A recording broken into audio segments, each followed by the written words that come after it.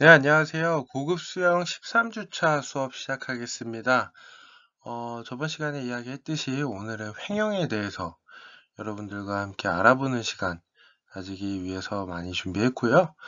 그 다음 여러분들이 또, 수상안전에 대해서 여러분들이 알면 좋은 정보들을 많이 준비했습니다. 그래서 YMCA에서 주관하는 수상인명 구조, 책을 제가 조금 준비해서 여러분들이 수영에서 나아가서 자신의 몸을 지키고 안전에 대한 의식을 나아가서 확장해서 여러분들이 다른 사람의 생명까지도 구할 수 있는 그러한 시야까지 갖기를 원합니다. 그래서 여러분들이 여기서 더 발전이 되면은 여러분들도 수상인명구조라는 자격증, 대부분 라이프가드라고도 많이 알고 있죠. 그거에 대한 자격증까지 취득하는 것을 저는 최종 목표로 설정을 하였고요.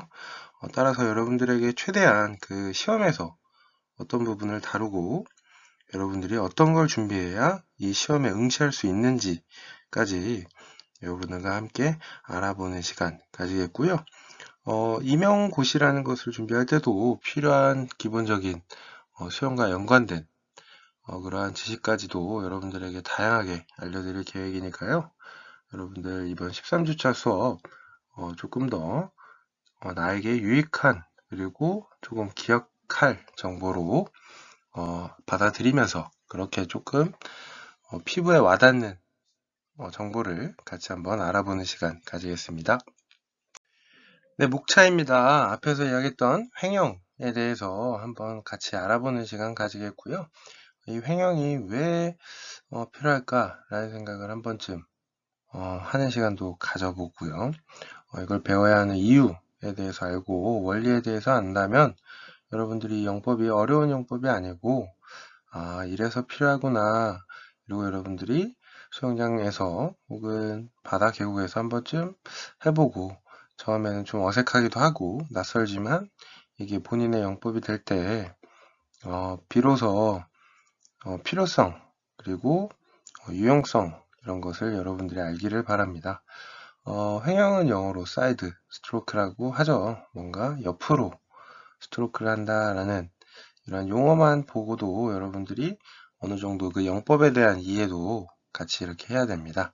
그 다음 횡형과 연관된 수상구조 NCS 학습 모듈을 통해서 횡형이 어디에 들어가고 어떤 상황에서 해야 하는지 그러한 표도 한번 확인하는 시간 가지겠고요. 그 다음 세 번째는 맨몸 수상 구조입니다. 맨몸 수상 구조에 회용이 어떻게 사용되는지도 자세히 나와 있으니까 여러분들이 이러한 지식에서 나아가서 이러한 영법이 언제 사용되는지까지 알면은 여러분들이 그 필요성을 그리고 그 상황에 처했을 때 여러분들이 할 수 있다고 생각이 들고요. 네 번째는 익수자라는 정보를 여러분들에게 소개해 드리고자 합니다. 익수자의 정의에 대해서 모르는 분들이 상당히 있을 것이라고 생각하는데요. 익수자에 대한 정확한 정의를 알고 익수자가 발생했을 때 어떻게 해야 되는지 이러한 내용을 여러분들이 자세히 안다면 여러분들이 익수자를 발견하게 되면 아마 그 누구보다도 더 빠르게 신속하게 그 생명에 대한 소중함을 알 수 있다고 생각이 들어서 익수자까지도 같이 자세히 알아보는 시간 가져보겠습니다. 네, 사이드 스트로크라고 하는 횡형입니다. 앞에서 사이드 스트로크, 뭔가 옆으로 뭔가 젓는다라는 이러한 용어적인 부분에서 여러분들이 확 피부로 와 닿아야 된다고 생각이 들고요. 그러면은 횡형이 대략적으로 어떻게 하는 건지 여러분들이 생각을 할 수 있다고 생각이 듭니다. 횡형 운반법을 여러분들에게 소개시켜 드리고자 이 사진 이제 좀 익숙하시죠? 네. 여러분들 이제는 조금 많이 본 장면이다 라는 생각을 할 수 있다고 생각이 듭니다. 입수법, 접근법, 구조법, 운반법 중에 마지막 운반법에 해당되는 횡령 운반법이라고 표현을 합니다. 용어 정리 보시면은 주로 인명구조나 장거리 수영에 사용되는 영법으로 옆으로 누운 상태로 행하는 영법.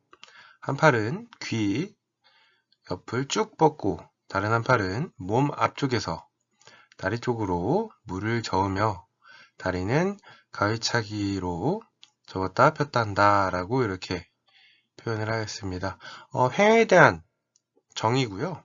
여러분들이 이 용어만 들어서는 어떻게 하지? 약간 이런 생각을 하실 수도 있다고 생각이 듭니다. 그래서 지금 이 사진을 대략적으로 보면은 이 수영하는 사람의 왼팔은 뭔가 방향을 잡다가 살짝 당겨주기도 하고 실질적으로 오른팔은 요구 조절을 이렇게 당기면서 왼팔로 물을 자기 몸 안쪽으로 이렇게 밀면서 옆으로 이동하는 동작입니다. 이때 이 횡령을 하는 사람의 시선은 아마도 요구조자의 현 상태, 이 요구조자가 만약에 이 운반하는 레스큐 튜브에 있지 않다 그러면은 구조의 의미가 없겠죠. 그래서 수시로 뒤에를 바라보면서 확인하고 있다라는 이 구조자의 시선까지도 여러분들이 이렇게 파악을 하면 뭔가 옆으로 하는 이유가 뒤에 있는 요구조자를 운송하는 데 있어서 운반하는 데 있어서 지속적인 체킹을 통해서 인명구조를 할 때 사용되는구나 라는 걸 여러분들이 이렇게 사진을 보면서 차근차근 왜 옆으로 할까 라는 생각을 점차점차 그 이유, 원리에 대해서 안다면 여러분들이 횡령에 대해서 조금 더 이유를 알고 그거에 대한 원리에 대해서 생각을 하면은 영법이 조금 더 기억에 오래가지 않을까 생각을 해서 조금 이렇게 자세하게 함께 알아보았습니다. 네, 횡령에 대한 자세한 동작에 대해서 여러분들과 함께 순서에 따라서 천천히 한번 알아보는 시간 가지겠습니다. 일단 용어 정리는 앞에서 제가 이야기했던 한 팔은 귀 옆을 쭉 뻗고 다른 한 팔은 몸 앞쪽에서 다리 쪽으로 물을 저으며 다리는 가위차기 접었다 오므렸다 하는 자세로 나아간다. 다른 용어는 모자비 헤엄이라고 우리나라 말이겠죠. 모자비 헤엄이라고도 하고 물에 빠진 사람을 구조할 때 수면에 모로 누워 한 팔은 익수자의 뒤에서 잡고 다른 한 팔로 물을 저으며 발은 가위차기 하듯이 킥하며 나아간다 라는 이러한 정의가 있습니다.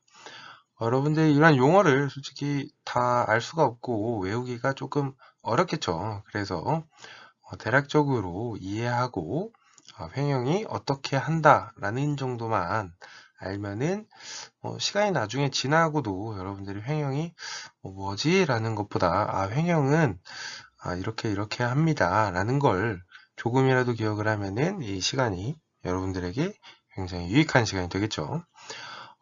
같이 한번 사진을 한번 분석해 보겠습니다. 보면은 앞에 밑에 글처럼 지금 측면으로 옆으로 누워 있죠. 옆으로 누워서 지금 왼팔은 어느 정도 뻗었다 생각을 하시고 다리를 위주로 보겠습니다. 다리를 그러면은 지금 누워 있는 분의 오른다리는 접었고 왼다리는 앞으로 자전거 타듯이 앞으로 펴졌던 모습이 있습니다. 이때 발끝이 왼다리에 발끝이 조금 올라가 있다라는 이런 포인트 한번 좀 생각해 보시고요. 발목을 왜 쭉 펴줬을까라는 생각 한번 해주시면 아무래도 다리를 모을 때 물을 최대한 많이 잡으면서 쭉 모아주기 위해서 아무래도 발끝까지 이렇게 신경을 쓴 이러한 디테일한 모습이고요. 지금 이 분의 지금 오른다리는 발가락 끝을 살짝 위로 올리면서 이렇게 자세를 취하고 있는 모습. 그리고 3번은 그 발을 쭉 모으면서 발끝을 또 당겨주고 쭉 밀어주면서 물의 저항을 최대한으로 높이기 위해서 3번 동작 그리고 4번 동작은 다시 원위치로 쭉 물을 모아주는 동작입니다. 아무래도 평소에 여러분들이 플러터 킥을 하다가 이러한 동작을 하게 되면은 조금은 처음에는 이질적인 느낌, 낯선 느낌이 듭니다. 그래서 여러분들 영법을 하다가 조금씩 지루할 때 혹은 한 번쯤 시도해보고 연습을 한 번쯤 해보면 여러분들이 이러한 영법도 있고 내가 좀 잘 되지 않네 그러면서 지상에서 한 번쯤 연습도 해보고 그 다음에 물 안에서도 한 번씩 해보면서 이러한 다양한 영법을 여러분들이 익히면은 아무래도 여러분들이 많은 영법을 알수록 그러한 지식도 많아지고 필요할 때 여러분들이 사용할 수도 있고요. 이 횡형은 여러분들이 라이프가드를 딸 때도 필수적으로 배우는 영법입니다. 그래서 여러분들이 사전에 이 영법에 대해서 잘 이해를 하고 이 영법을 할 줄 알면은 라이프가드 시험을 볼 때도 도움이 되고요. 기본적인 것은 아무래도 여러분들 자유형, 배형, 평형 이 아주 기초적으로 입단 테스트 할 때도 무조건 하는 중요한 영법, 그리고 마지막에 입형까지도 상당히 중요시하는 수상 인명 구조사들은 입형, 자유형, 평형, 배형 이런 거는 기본으로 여러분들이 익혀야지만 아무래도 실질적으로 여러분들이 구조 활동을 할 때 기본 소양 혹은 기본적인 능력치를 요구하기 때문에 여러분들이 이러한 것이 내가 자격증을 따는데도 연결이 돼 있구나 라고 생각을 하시면은 조금 더 필요성을 느끼실 것 같습니다. 네, 다음은 횡형에 대한 자세한 실질적인 물속에서 하는 동작에 대해서 같이 한번 알아보는 시간, 분석하는 시간 가져보겠습니다. A 동작 보시면은 왼팔을 쭉 펴졌죠. 그 다음 B는 왼팔을 당겨주면서 물을 자신 가슴 쪽 앞에 몸 쪽으로 당겨주면서 앞으로 나아가는 동작이겠죠. 물을 뒤로 미루면서 반작용력을 통해서 앞으로 나아가는 왼팔의 모습이고요. 이때 오른팔은 뒤에 요구 조자를 당기고 혹은 물건을 들을 수 있는 이러한 여분의 손이 되겠고요. 밑에 지상에서 보았던 다리 동작 한번 같이 보겠습니다. 지금 이 다리 동작이 확실히 육안으로도 여러분들 보이시죠? 네, 오른 다리를 조금 앞으로 뻗어주고 발끝을 살짝 올린 모습입니다. 그리고 왼 다리는 접어서 그 다음 물의 저항을 조금 최대한 높이기 위해서 접은 C의 사진이고요. D는 이렇게 접었던 오른 다리를 펴주고 그리고 앞으로 뻗었던 왼 다리를 안으로 그러니까 몸의 중심 쪽 가운데 쪽으로 다시 이렇게 모아줘서 물을 밀어주는 동작입니다. 이때 시선이 아무래도 약간은 정면이 아닌 후방을 보면서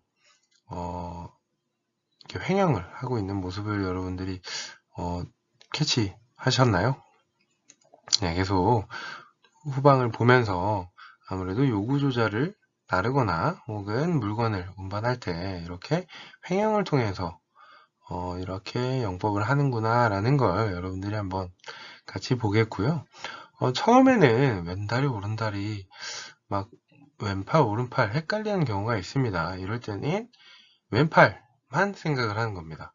오른팔의 비중은 아무래도 조금 낮다고 판단을 하고요. 영법에만 집중을 하게 되면은 왼팔로 물을 몸 안쪽으로 당긴다, 뻗었다가 당겨준다, 다시 뻗었다가 당겨준다. 왼팔만 일단은 여러분들이 생각을 하시고요. 일단은 하나만 생각을 해야 됩니다.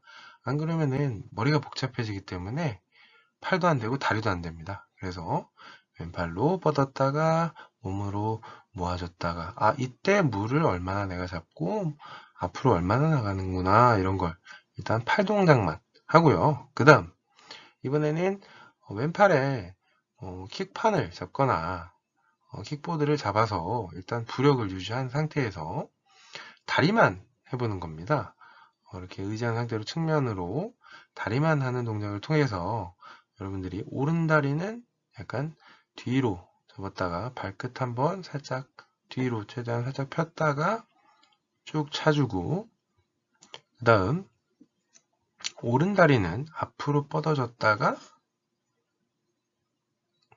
가운데 쪽으로 모아주고, 그러면은 왼다리는 뒤로, 그리고 오른다리는 앞으로, 이렇게 오른다리 발끝도 살짝 위로 올려줬다가 쭉 발목을 살짝 내리면서 같이 물을 모아주는구나. 이렇게 여러분들이 상체 먼저 쉬운 상체부터, 그 다음에 하체부터 이런 식으로 여러분들이 구분되게 해야지 한 번에 횡령 한다고 생각을 하면은 아마도 허우적거리고 있는 나의 모습을 볼 수 있습니다.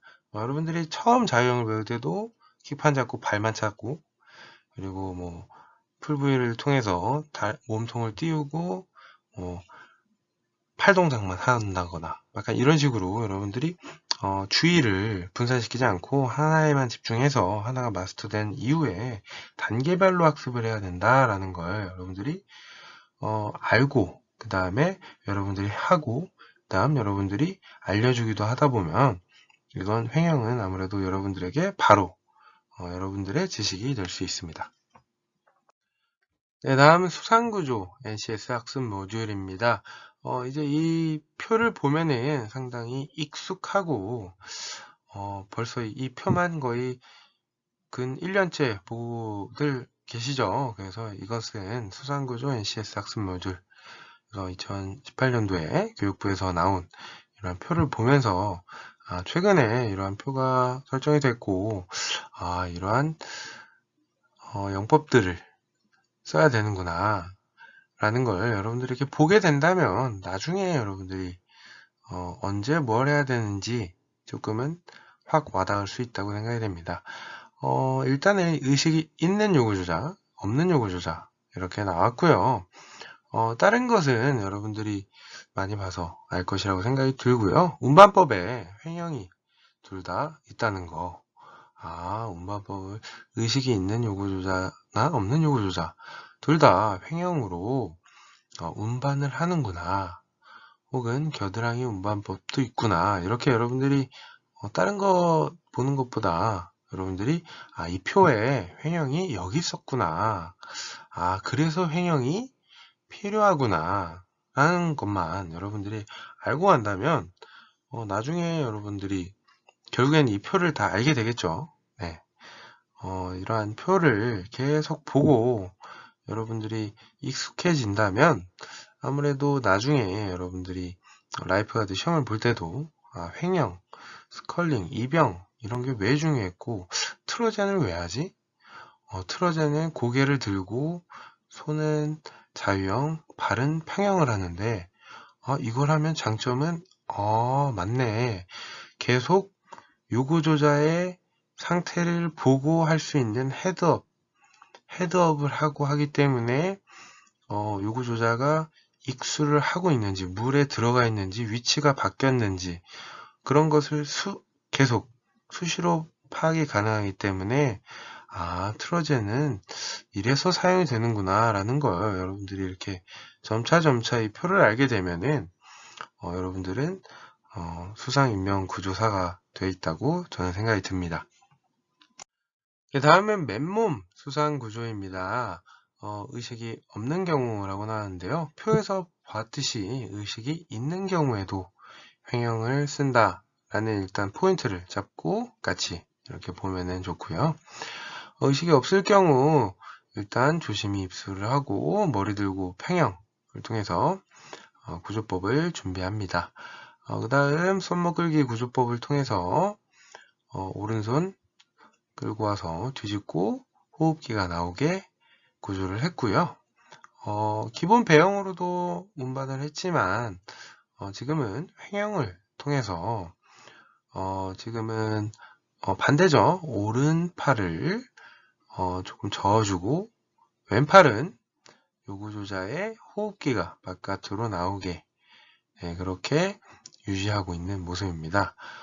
이렇게 하면은 아무래도 자유형을 할 수는 없겠죠. 네, 그래서 횡형을 통해서 여러분들이 측면 영법을 통해서 오른팔을 몸 안쪽으로 당겨주고 왼팔은 하나의 요구 조절을 이렇게 지속적으로 운반하는 이러한 상황입니다. 이렇게 여러분들이 실질적으로 맨몸으로도 횡형을 통해서 소중한 생명을 구할 수도 있다라는 걸 여러분들이 이렇게 알면은 여러분들이 횡형이 왜 필요한지, 언제 사용되는지, 장비 없이도 이렇게 구할 수 있구나라는 걸 여러분들 알게 되면 하나의 목표가 생긴다고 생각이 듭니다. 여러분들이 목표를 갖게 되면은 이러한 횡형의 필요성에 대해서도 한 번쯤 더 생각해 볼 수 있다고 듭니다. 네, 지금은 겨울이지만 익수자라는 것에 대해서 여러분들이 이제 겨울이 지나면 또 여름이 오고, 내년 여름에 여러분들이 익수자를 볼 수도 있고, 익수자의 정의가 무엇인가 라는 걸 한 번쯤 같이 알아보는 시간을 갖게 되겠고요. 익수 사고를 예방하기 위해 최선을 다했음에도 이렇게 사람이 이용객이 많은 긴급 상황에 빠지는 상황이 이렇게 발생이 되겠죠. 지친 수영자는 순식간에 익수자로 돌변할 수 있으며 익수자는 20초 만에 수면 아래로 가라앉아 버립니다. 때문에 익수자를 구별하는 방법을 알아두는 것이 매우 중요하고요. 뿐만 아니라 익수 과정에서 어떤 일이 얼마나 빨리 일어나는지 이해하고 있으면 익수자의 생명을 적절한 순간에 적절한 방법으로 여러분들이 구할 수도 있습니다. 이렇게 튜브가 많은 경우에서는 여러분들이 손쉽게 익수자를 여러분들의 도움을 줄 수도 있기 때문에 여러분들이 한번 익수의 정의, 인식, 그리고 익수 과정의 단계에 대해서 같이 알아보겠습니다. 네, 익수의 정의입니다. 익수란 액체에 잠수하거나 잠시 잠기면서 호흡장애를 경험하는 과정을 익수라고 표현을 합니다. 2000년대에 들어서면서 익수 컨퍼런스 및 관련 활동들은 국제협력을 통해 주요 공중보건 문제로서 익수를 예방하고 추적하는 노력에 집중했습니다. 또한 전문가들은 이러한 것에 동의했고요. 익수자는 이러한 익수 과정 뒤에 살아남거나 사망할 수 있지만 결과가 어떻게 되든 익수 사고에 연루된 자를 익수자라고 표현을 했습니다. 과거에는 익수를 능동적이거나 수동적인 것으로 묘사했지만 수동적 또는 조용한 익수는 익수자가 표면에서 몸부림치지 않았을 때 발생하는 것으로 여겨졌습니다. 그러나 수동적 익수 상황은 익수자가 익수 과정을 겪고 있는 것이 목격되지 않았던 것뿐이라는 사실이 의학적으로 밝혀졌고요. 따라서 익수 또는 익수자를 묘사하기 위해 이러한 용어는 더 이상 사용하지 않는다고 합니다. 익수자에 대한 인식입니다. 익수자가 수면에 가라앉을 때까지는 20에서 60초밖에 걸리지 않기 때문에 빨리 발견하는 것이 상당히 중요합니다. 성인의 경우 60초까지 떠 있을 수 있지만 어린이는 단 20초 만에도 가라앉아 버릴 수 있습니다. 성인과 어린이 모두 수면 아래로 조용히 가라앉고요. 보통 비수영자나 지친 수영자인 익수자는 자신에게 관심을 끌 여력이 없기 때문에 지친 수영자보다 발견이 어렵습니다. 익수자는 대부분 도움을 요청하지 않는 경우가 있고요. 본능적으로 물에 뜨기 위해 폐의 공기를 저장하려고 하기 때문입니다. 이러한 과정에서 물 밖으로 머리를 내밀어 호흡을 하는데 모든 에너지를 사용합니다. 익수자의 특징입니다. 수면을 관찰할 때 익수자의 특징을 잘 여러분들이 캐치해야겠죠. 일단은 익수자의 특징은 도움 요청 불가입니다. 공포에 상당히 질린 표정이고요. 머리를 뒤로 젖힌 채 몸이 물속에 있습니다. 팔을 양쪽으로 뻗고 몸을 위아래로 움직이면서 호흡을 하기 위해 얼굴을 물 밖으로 빼내려고 엄청 노력하고요. 특징은 발차기를 거의 하지 않습니다. 가장 가까운 구조기구를 향해 서 있는 이러한 자세를 하고 있는 게 익수자의 특징입니다. 네, 다음은 가라앉은 익수자입니다. 물 속에 있는 익수자는 눈에 잘 보이지 않을 수 있으며 바람이나 물의 움직임 때문에 익수자가 이미 가라앉거나 부분적으로 가라앉은 장소가 흐리게 보일 수도 있습니다. 물빛이 탁하거나 흐린 경우에도 가라앉은 익수자가 잘 보이지 않고요. 구조요원은 수영장의 바닥과 중간을 주의 깊게 관찰하고 담당 구역에 있는 모든 이용객의 상황을 알고 있어야 합니다. 익수자가 가라앉았을 경우 신속한 대처가 생명이고요. 수면 위에서 보고 있는 관찰자에게는 잘 움직이지 않는 것처럼 보이는 익수자라고 할지라도 실제로는 움직이는 것이 수중 카메라에는 또 보입니다. 자명을 하던 이용자가 앞으로 나가지 않고 있다면 즉시 구조해야 하고요. 의심이 되면 반드시 확인해야 합니다. 익수자가 의식이 없기 때문에 구조를 요청하지 못할 수 있음을 여러분들이 알아야 하고요. 대부분의 경우 익수사고는 아무런 사전 경고 없이 발생합니다. 따라서 이러한 경계심을 상당히 여러분들이 가져야 하고요. 얼굴을 아래로 향한 채 떠다니거나 바닥에 가라앉거나 20초 동안 움직임이 없는 사람은 의식이 없는 익수자로 간주해야 합니다. 의심이 생기면 반드시 확인해야 하고요. 즉시 물적으로 직접 들어가 잠재적 익수자의 상황을 점검해야 합니다. 이용자에게 잠재적 익수자를 확인하도록 부탁하면 안 되고요. 여러분들이 시간을 앞다투어서 여러분들이 꼭 확인을 해야 합니다. 지금 사진은 수영장 바닥에 가라앉은 익수자와 부분적으로 가라앉은 익수자입니다. 아무래도 물 안에 있으면 여러분들이 육안으로 파악이 잘 안 되기 때문에 여러분들이 나중에 내년 여름에 캐리비안 베이나 캐리땡 이런 데 가셔서 이렇게 주변을 잘 살펴보고 혹시나 좀 도움이 필요한 사람을 보게 되면은 여러분들이 기꺼이 여러분들이 도움을 줄 수 있기를 바랍니다. 그렇다면 익수자는 왜 발생할까요? 익수에 근본적으로 영향을 미칠 수 있는 조건입니다. 익수는 항상 수영 능력 부족이나 피로 때문에 발생하지는 않습니다. 수영을 잘하는 사람도 익수자가 될 수 있고요. 다양한 상황과 신체 조건으로 익수 상황에 빠질 수 있습니다. 첫 번째, 간질 또는 다른 유형의 발작으로 인해서 익수 상황에 빠질 수 있고요. 심근경색 또는 심장마비로 인해서 순간적으로 아무래도 블랙아웃이 되면서 이러한 익수 상황에 빠질 수 있습니다. 혹은 저희가 다이빙 할 때 배웠죠. 머리 부상으로 인해서 이렇게 익수 상황에 빠질 수 있고요. 혹은 물에서의 기절, 과호흡 또는 장시간 호흡 참기가 원인이 되기도 합니다. 혹은 전날 과음하는 알코올이나 약물 복용으로 인해서 발생하고요. 혹은 저체온증이나 일사병으로 인해서도 익수 상황이 발생이 됩니다. 특정 연령 집단은 특정 조건 때문에 익수 위험이 더 높을 수 있습니다. 익사 사고의 특징을 워싱턴에 있는 미국에 있는 워싱턴주 이렇게 그 사람들을 대상으로 연구했는데요. 특정 연령 집단은 특정한 조건을 보이는 경우가 상당히 있습니다. 35세 이상의 익사자의 경우 정신질환이 22%, 그리고 심장병이 10%, 그리고 당뇨가 4%의 병력을 가지고 있었고요. 65세 이상의 익사자는 84%가 심장병을 앓고 있었습니다. 상당히 높은 비중이겠죠.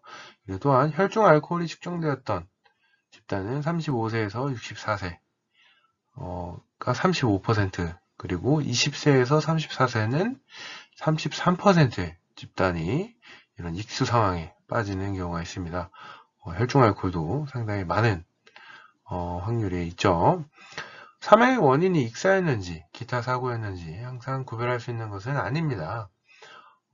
예컨대 노인의 경우 익수가 심장 발작을 야기하거나 반대로 심장 발작이 익수로 이어질 수도 있기 때문입니다.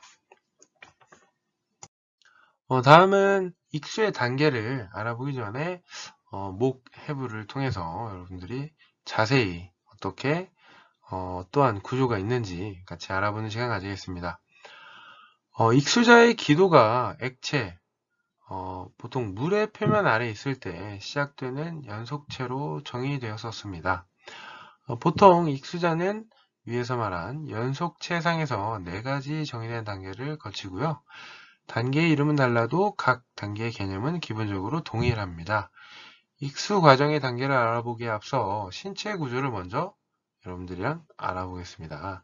목의 경우 성문은 성문, 네. 여러분들이 알고 있는 그런 성의 문이 아니고요.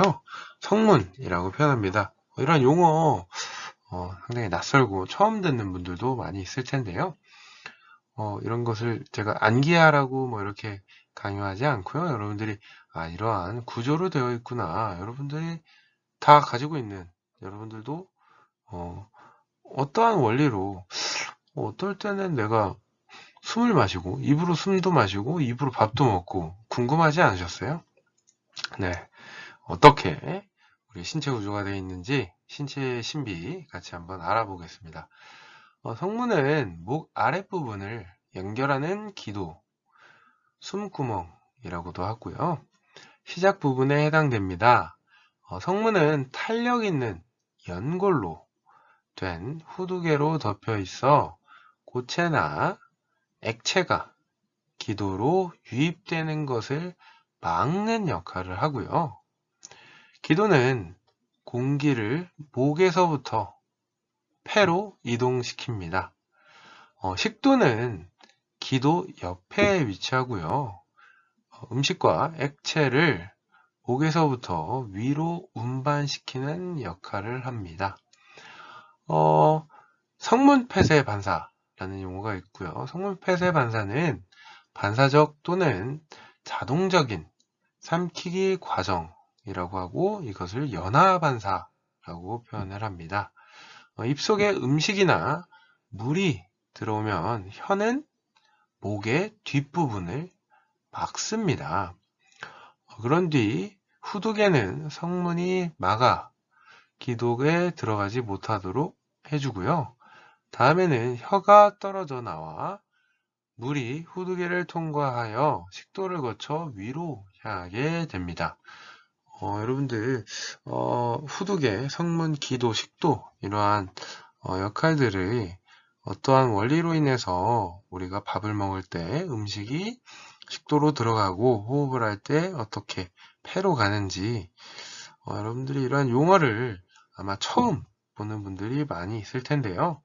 여러분들이 수영을 한번 배웠었고 거기에 나아가서 이러한 신체에 대한 기본적인 원리 어떠한 뭐 반사가 있구나 라는 것을 여러분들이 안다면 조금 더 그 중요성을 여러분들이 알 수 있다고 생각이 듭니다. 네, 앞에서 이야기했던 그 단계 중 첫 번째 단계입니다. 초기 무호흡이라고 표현을 하는데요. 무호흡은 일시적인 호흡 부족 또는 호흡 정지 상태라고 정의를 합니다. 다시 한번 이야기하면 일시적인 호흡 부족 또는 호흡 정지 상태라고 표현하고요. 익수하면 반사작용에 의해 성문이 닫힙니다. 성문 어딘지 기억나시죠? 성문이 닫히고요. 그러나 물을 마시거나 음식을 먹을 때처럼 물이나 음식이 성문을 통과한 이후 즉시 공기가 공급되는 것이 아니라 물이 입 안과 목에 머물면서 공기가 폐로 들어가는 것을 방해하게 됩니다. 익수자는 공기를 들이마시거나 이산화탄소를 내쉬지는 못하지만 이 단계에서 물이 폐 속으로 들어가지 않습니다. 초기 무호흡 단계에서는 익수자의 공포심이 엄청 증대되고요. 지친 수용자는 구조 신호를 보낼 수 있지만 익수 과정이 보다 진행된 익수자는 공기를 들이마시느라고 구조 요청을 할 수가 없습니다. 1단계 발생 시간은 수초에서 수분까지 매우 다양하고요. 초기 무호흡 단계는 다음과 같이 진행됩니다. 첫 번째, 패닉 상태와 자기 보호 본능으로 인하여 혈압이 상승하고 아드레날린 유량이 증가하는 이러한 상태가 되고요. 익수자는 머리를 수면 밖으로 내밀기 위해 몸부림치기 시작합니다. 그 다음 익수자는 위속으로 물을 삼키고 체내 공기층의 일부가 채워져서 부력이 줄어듭니다. 익수자가 점차 가라앉고요. 폐를 부풀리기 위한 숨을 들이쉬지 못하게 되고 피로가 쌓이면서 물 밖으로 머리를 내려는 노력이 상당히 힘들어집니다. 뇌가 기능할 수 있는 적절한 양의 산소를 공급받지 못하고요. 이러한 상태를 저산소증이라고 합니다. 산소 부족으로 인하여 혈중 이산화탄소 농도가 높아지며 이 상태를 과탄산증이라고 하고요. 과탄산증으로 인해 혈액이 산성으로 변하고 이런 산성증으로 인해 근육이 지쳐 기능이 멈추게 됩니다. 오른쪽 사진은 폐에 대한 사진을 여러분들에게 한번 이렇게 보여드렸고요. 이렇게 폐에 대한 단면 그리고 폐에 대한 이러한 용어들도 같이 이렇게 보게 되면은 폐가 어떻게 생겼고 어떠한 구조로 되어 있구나 라는 걸 여러분들이 그냥 간접적으로 보기 위해서 폐에 대한 사진도 같이 이렇게 준비해 보았습니다. 네, 다음은 2단계 호흡 곤란입니다. 호흡 곤란은 호흡이 힘든 상태고요. 이 단계에서는 성문이 부분적으로 이완되기 시작됩니다. 공기와 물이 기도로 유입되기 시작되고요. 삼킨 물이 위로 이동하고 발버둥 치면서 힘이 빠지기 때문에 몸과 머리가 모두 물속으로 가라앉아 더 많은 물을 삼키게 됩니다. 이때 물은 기도를 거쳐 폐로 들어가게 되고요. 이 단계에서 구조된 익수자는 물을 폐 속으로 흡입하여 나타나는 흡입성 폐렴을 겪게 됩니다. 폐 속의 모든 공기주머니 알비올라이라는 폐포 위에 동글동글 포도송이처럼 생겼죠. 이 폐포의 표면에는 서펙탄트라는 계면활성제 옆에 밑에 있죠. 계면활성제라고 불리는 화학물질이 있습니다. 이는 폐포막을 덮고 있는 유체 표면 장력을 감소시켜 혈액 내 산소와 이산화탄소의 교환을 원활히 시켜주는 역할을 이 계면활성제가 하고요. 익수시의 폐 속에 유입된 물로 인하여 이 계면활성제가 제거되면 기체의 교환이 더욱 어렵고 심폐소생을 하기가 힘들어집니다. 공기가 제공되어 많은 폐포가 살아남아 기체 교환이 가능하다고 할지라도 물이 유입된 익수자는 치명적인 위험에 노출되고요. 이 단계에서 산소와 이산화탄소의 교환이 감소되어 심폐소생이 매우 힘들게 됩니다. 또한 심폐소생을 시행한다 할지라도 물이 실제로 얼마나 유입되었는지 전문 의료진의 점검을 받는 것이 중요합니다. 호흡 곤란 단계에서는 이러한 상황이 발생이 됩니다. 삼키기 반사작용의 부작동으로 인해 폐에 물이 유입되고요. 정상적인 상황이라면 일부러 물을 폐 속으로 유입하지 않지만 이 단계의 익수자는 신체 보호 기능이 작동되지 않습니다. 익수자가 폐로 들어온 물을 토해내려고 하면 경련성 기침 발작이 발생하고요. 이때 폐 조직이 찢어지면서 입에 거품이 날 수 있습니다. 위와 폐로 물이 유입되면 구토가 일어나고요. 구조요원은 구조호흡 시 익수자의 혈액 및 체액과 접촉을 예방하기 위해 소생 마스크를 착용해야 합니다. 폐 계면활성제와 물이 혼합되면 입에 거품이 일어납니다. 뇌 저산소증이 지속되고 정신을 거의 잃게 되고요. 산성증으로 혈액 pH가 계속 낮아지게 됩니다. 여러분들이 이런 폐포 그리고 계면활성제 이러한 역할들도 자세히 알게 되면 아무래도 조금 더 위급한 상황에서 조금 더 빠른 대처가 필요하구나 라는 걸 여러분들이 이러한 정보를 통해서 피부로 더 느끼고 얼마나 중요한지 꼭 알기를 부탁드립니다. 네, 다음은 3단계 말기무호흡입니다. 익수자가 의식을 잃고 호흡을 멈추면 3단계 들어서게 됩니다. 말기무호흡은 호흡이 정지된 상태이고요. 폐에 물이 차서 심폐소생을 시도한다 할지라도 공기의 교환이 매우 어려운 상태입니다. 3단계에서는 다음과 같은 상황이 발생되고요. 저산소증이 지속됩니다. 그리고 산성증이 지속되는 상태고요. 그다음 일부 경우에는 뇌에 공급되는 산소가 부족하여 전신이 마비되고요. 무의식적으로 격렬하게 움직이는 경련이 일어납니다. 그리고 괄약근이 이완되어 소변이나 배변 또는 두 가지 모두 발생하게 되는 상당히 무서운 상태입니다. 말기무흡이라고 표현하고요. 오른쪽 사진은 앞에서 이야기했던 폐포와 그리고 계면활성 제가 이렇게 단면으로 여러분들에게 소개해 드렸고요.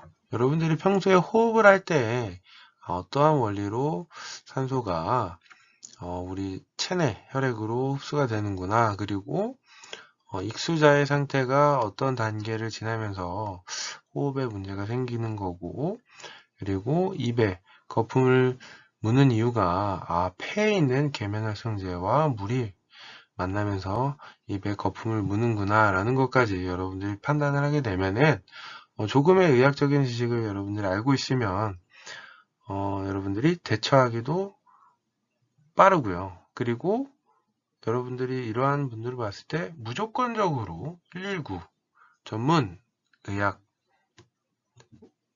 구조팀을 무조건 요청을 해야 됩니다. 여러분들이 판단하고 여러분들이 진료하고 여러분들이 치료할 수 없습니다. 그렇기 때문에 이러한 단계만 여러분들이 알고 특징들을 미리 사전에 안다면 지금 이 요구조자의 상태를 즉각 파악하고 여러분들이 그러한 심각성에 대해서 한 번쯤 아는 시간이 되기를 바랍니다. 네, 마지막 4단계 심장마비 단계입니다. 심장마비는 심장이 기능과 혈액을 내보내는 작용을 멈추었을 때 나타나고요. 심장과 폐가 함께 멈추게 되면 상황에 따라서 3단계와 4단계가 동시에 일어날 수도 있습니다. 하지만 심장은 폐 기능이 최대 5분 정지한 후에도 다시 뛸 수 있기 때문에 단시간 물에 빠진 익수자의 경우 구조호흡만으로도 생존이 가능할 수 있습니다. 따라서 이러한 인명구조 교육과정에서 익수자가 물에 있을 때부터 구조호흡을 시작하는 것이 상당히 중요합니다. 심장 박동이 멈추면 CPR을 통해서 익수자를 소생시켜야 하고요. 익수자는 임상적 사망과 생물학적 사망이라는 두 가지 형태의 죽음을 경험하게 됩니다. 임상적 사망이 먼저 일어나고요. 임상적 사망이란 호흡과 맥박이 모두 정지하고 몸은 심장마비인 상태를 말합니다. 임상적 사망자는 보통 심박이 정지한 순간부터 약 4분 동안 지속되고요. 산소의 결핍으로 동공이 확장되고 피부가 청색으로 바뀝니다. 특히 입술과 손톱 밑이 파랗게 변하는 것을 발견하기 쉽습니다. 4분 이내에 CPR을 시행한다면 이러한 뇌손상을 여러분들이 예방할 수 있습니다. 그래서 CPR의 중요성 여러분들이 한 번 더 상당히 중요하다라는 걸 한 번 더 알 수 있고요. 단계 진행을 한번 같이 이렇게 보면은 앞에서 이야기했던 초기 무호흡, 10초에서 60초 상당히 짧은 시간이죠. 일시적인 무호흡이고 성문이 닫히고 입과 목으로 유입된 물이 폐로 흡입되는 것을 차단하는 이러한 아직 1단계 초기 무호흡 단계, 그리고 호흡곤란 60초에서 90초입니다. 호흡이 어렵고 성문이 이완되면서 아무래도 폐로 물이 들어가겠죠. 이래서 뇌 산소 결핍이 지속되는 약 1분 30초라고도 표현할 수도 있겠죠. 그 다음 말기무호흡입니다. 90초에서 3분 사이를 말기무호흡, 그리고 호흡이 정지하고 폐에 물이 유입되어 있고 경련 혹은 이러한 소변과 대변까지도 이렇게 온몸에 힘이 빠지면서 상당히 위험한 1분 30초에서 3분 사이를 엄청 중요하게 또 표현을 하고요. 3분에서 5분은 심장마비인 상황을 이렇게 표현을 합니다.